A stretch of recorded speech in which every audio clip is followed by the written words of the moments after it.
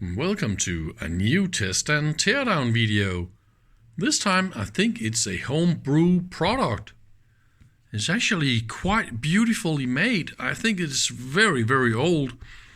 The color is very yellow now and all that kind of stuff, so it's probably not this design. It wasn't probably like that in its young age, right? We got 8 digits here in a like timer counter kind of thing, and then there is a receiver unit that will lock an internal oscillator reference to an incoming AM radio station, and then you turn this antenna to the correct to the right angle to your AM receiver. And then you can lock, phase lock on and off, and then you can check the receiver, I don't know, frequency. Maybe this is the output divider for that output, right? And then you can divide.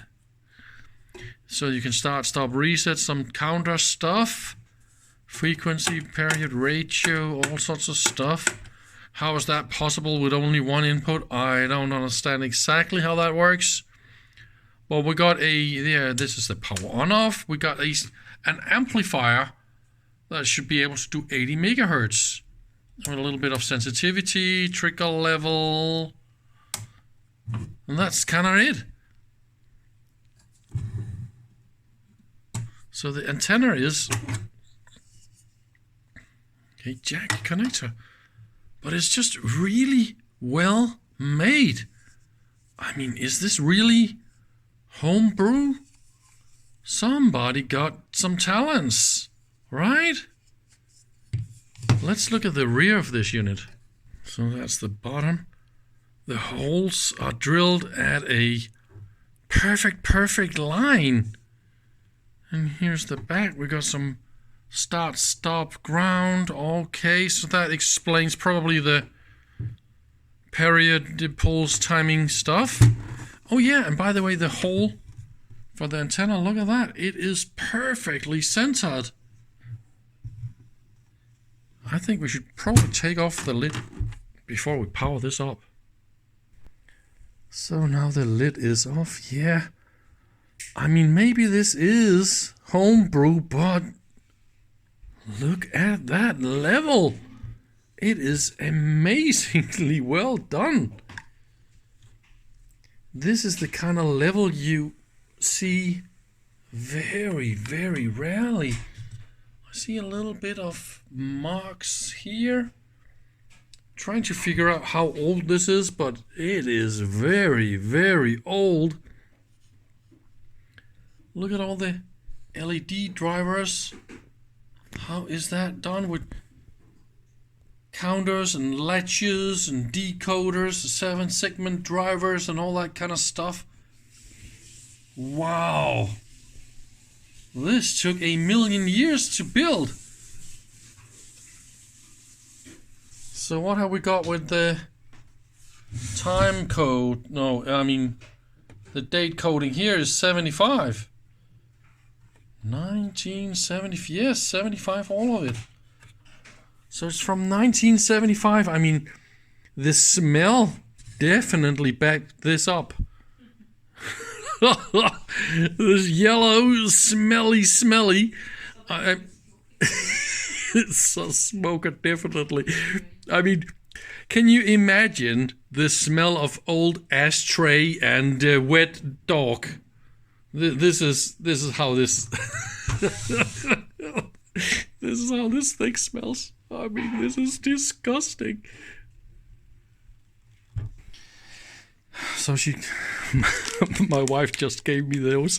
So they are cleaning this up, and then, yeah, thanks a lot, love. And this one is going to start right here, and probably going to take away some of the smell. Now I'm going to try and clean this up with these nicely smelly. I feel ready to power this up.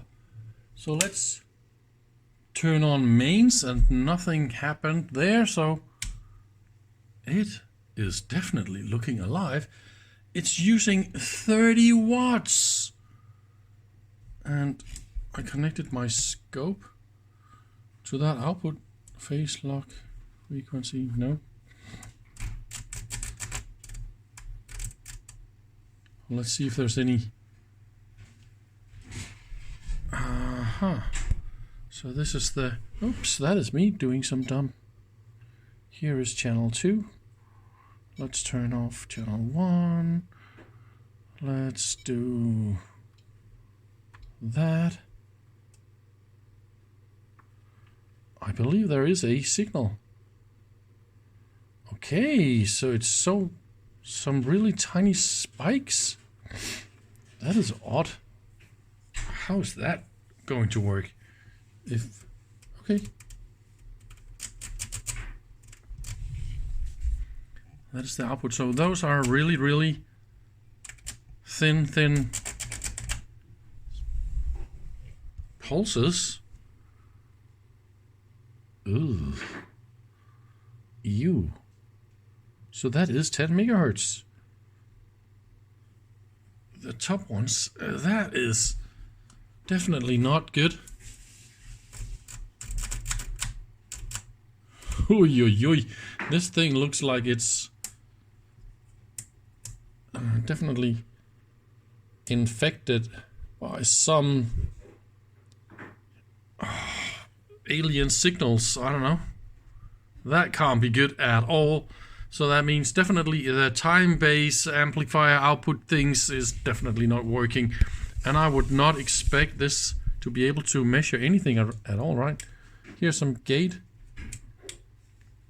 Is this blinking or what is this doing? Megahertz, kilohertz. 1 hertz is here, right? So we should have, oh yeah, look at that.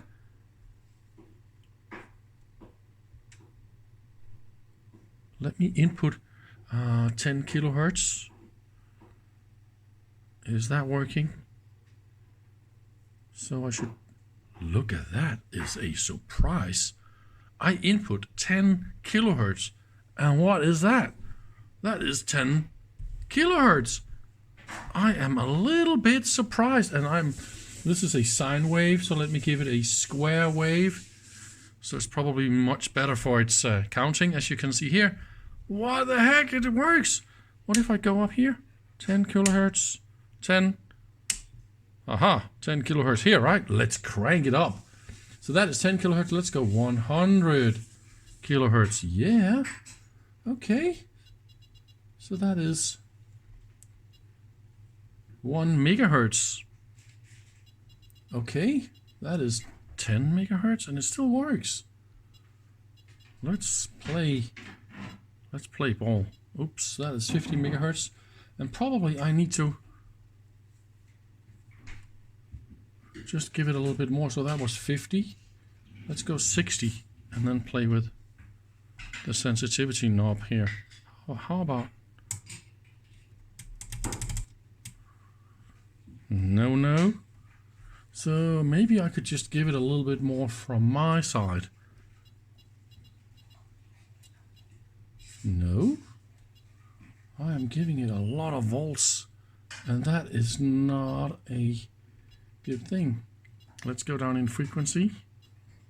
Then it goes crazy. That is 52, 51 and 50. Okay, so it handles 50 megahertz. What is that?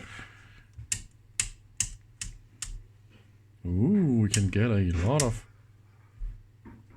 Well, we can't get... Yes, we can. So that is 50 megahertz and... What are you saying? How is that possible? So that means the time base and the crystals and all that kind of stuff in this is out of this world accurate. How is that possible? What do you say about this? You're not going to believe it, what I've just done. So look at this frequency counter display. How quiet and calm that is.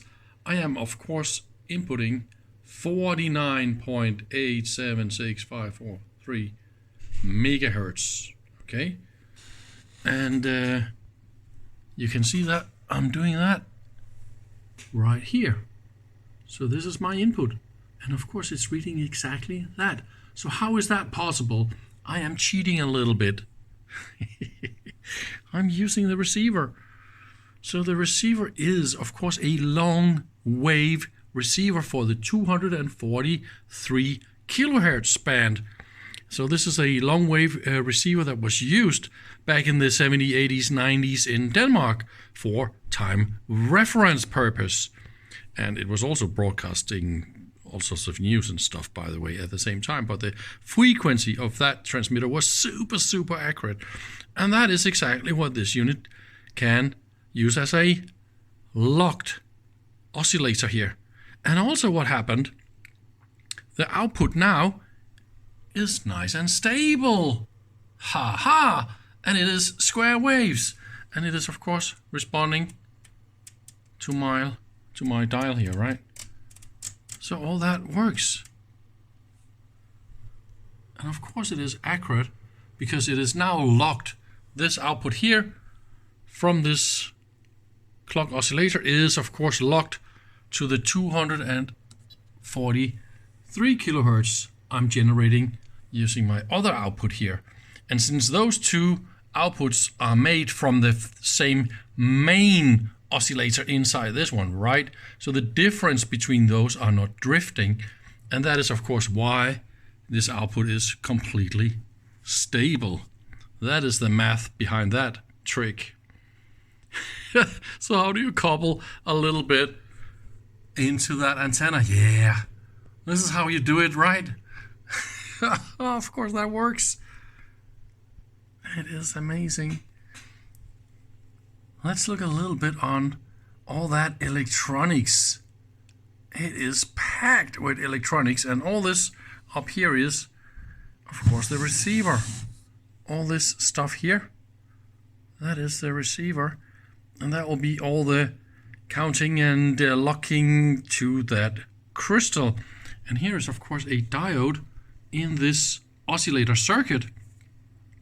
So this diode is, of course, working as a varactor or a variable capacitor, depending on the reverse bias of this capacitor. And there is something going on here in this area. Oh, that capacitor is smoking. Or what? Where is this? I need to take my thermal camera because I can feel there's definitely something going on here that is not supposed to be going this hot, but this heatsink is ice cold. Yeah. Something here is not right.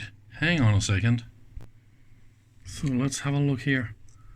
Something is smoking hot right next to the...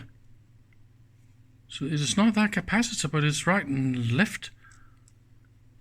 Where the heck is that? And also I see the rectifier, but that's probably just a reflection. Where is that burning hot component? Is it the wires? The weirdest stuff is going on here. It is something under the... Oh, it is the wire. There's a short. Oopsie doopsie, let's turn this off. Look at that. We got melted wires. Holy smokes, what is going on here? I need my glasses.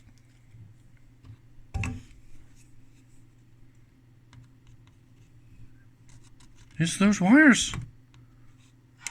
Oh yeah.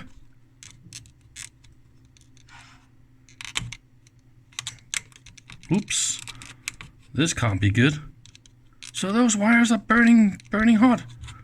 Or is it something underneath?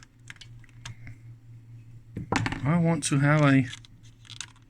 Oh, look at that. There's another component. Down here, there's a little nasty capacitor down there. Is that the thing? So now those wires are... Ay, ay, ay, ay, ay. Let's play a little bit more. This is interesting. I hate it when stuff is warm like that. You can even see the PCB is way too hot. So how do I get down there? That is interesting. I do see the colors of the wires and all that kind of stuff. So I'm now using the macro so I can get really, really close. But I do believe there's something underneath that PCB I need to look at.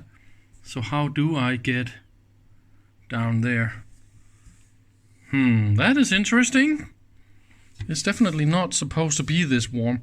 But 30 watts, this whole unit is using 30 watts. So let's have a look. What else is warm here? Yes. All those ICs, obviously. But not a lot more, right? We got the ICs and we got one little part right there. Ooh. Okay, so that is ICs and a part right next to that IC. Okay, that's that resistor. Yeah. Not a lot, but definitely detectable. A thermal camera like this is just crazy, crazy sensitive. But okay, I want to go in there and have a look. Meanwhile, we can just enjoy the beautiful, beautiful layout here. You are not going to believe what it is. Look what is getting warm. It's the tracks. Those thin, thin tracks from the transformer. So I'm just having the transformer out. This is the rear side. I'm taking it out like that. But all the wires here, they're way too short, so I can't even bend it down more like this, which is really, really stupid. If those wires, they were all just a few more centimeters long, then you could easily bend down the whole back here and then do a much better inspection of the whole unit. But that is, of course, not possible the way that this is made. Really, really annoying. But the problem is, this is a low voltage but high current output, and it goes to the PCB. Let me give you the light again. To the PCB here. And then there was initially a rectifier bridge mounted here, but of course that blew up or went way too warm. So it is now mounted here on the side where it's nice and cold. But now the thin tracks here actually warms up this entire area this much, so it's already brown and bad. So all you have to do is take those two wires and solder them directly to the AC input here, and ice cold it's gonna be. See, they're not going anywhere else. So that is what I would like to try and see if that could be the fix. Other than that, it's very funny to see this super isolated regulator. And we got another power supply down here that is driving this 80 megahertz input amplifier. And that is made in a little connector and all that. I mean, this is definitely super, super nice for a homebrew kind of project. Wouldn't you agree that this is definitely not a beginner's kind of level for homebrew? We even got a little bit of text written there. I will see if I can decode that. So here is my little cleanup. I removed all the wires from the PCB here, and that means I'm not using any of the traces for my AC input. Those are the big fat yellow wires. They go directly to the transformer. And now, directly from my rectifier, I go, of course, directly to the capacitor. And then thick wires from the capacitor to the rest of the stuff using thick wires. I also connected this one directly to that one. So I think I cleaned up all this mess that was heating up everything down here. I even managed to get a little bit extra distance here, so that means now we can get in a little bit more and enjoy this beautiful sight in here. That is a lot of counters, latches. What have we got down there? 7 segment, no, those are also latches. So that is weird. And then we got the 7 segment drivers. Looks a little bit like one of those ICs could use a little push down the socket. And a lot of ICs here, they're from 85, 75, so maybe this one blew up, right? But most of them are from 73, 75. So I think the initial design here is from 1975. But the dude that designed this also used much older ICs. 68, 69. Isn't that funny? So this is in the radio receiver counter and lock-up system. But what happened in the end of the 90s, this radio station actually changed frequency. As far as I remember, it was from 245 kilohertz to 243 kilohertz. And that is why this little extra PCB was added in 99. So this is actually, again, as you see, counters and a phase lock loop. No, this is a, yeah, I think it's a flip-flop lock thing. It can also be used as a phase lock loop timer thingy, right? And then another counter. So I believe this system is doing exactly that to change the behavior of this system, so it will now be able to lock at the new radio frequency. And then of course they just had to adjust a little bit here on the tuning, and then the receiver now works. Isn't that fascinating? So what is that crystal here? Yeah, that is 10 megahertz exactly. And that is a very, very accurate crystal, by the way, because remember first when we booted this up, when we were not in lock, it was really, really good. So that is a little bit interesting. Well, now we'll try and assemble this unit again and see if it's a lot colder in this area. So now we've been running a little while. It's actually amazing. You can see the heat build up in the wires, but now that PCB area is very, very cold. And of course those wires are only a few, yeah, it's actually a few Celsius higher compared to the background. Ooh, that is actually quite a lot. And how hot is that rectifier? It's 50 Celsius, so it's not insanely critical or anything. But I mean, I definitely fixed this. And here's the fuse socket. Yeah. It's not even the resistor right next to it. This is the fuse socket. Alright, so that was a big help. Now I can continue to play with this unit. Of course it needs to be working. We can't have any hot tracks and stuff like that. Let's look inside this amplifier unit here, because that is something we want to look at, right? That is really some home brew. Don't you think this is a little bit too beautiful to be homemade? I can't really get over this, the way that this is mating with that connector in there, and the way that this little groove, this design is made for that, so it goes in like that. No, not like, come on man. Yeah, here we go. It is really, look at that. Quite good, right? Let's have a look inside. And that is the amplifier module. What is that? Our slope is actually two different switches. They're connected together like that.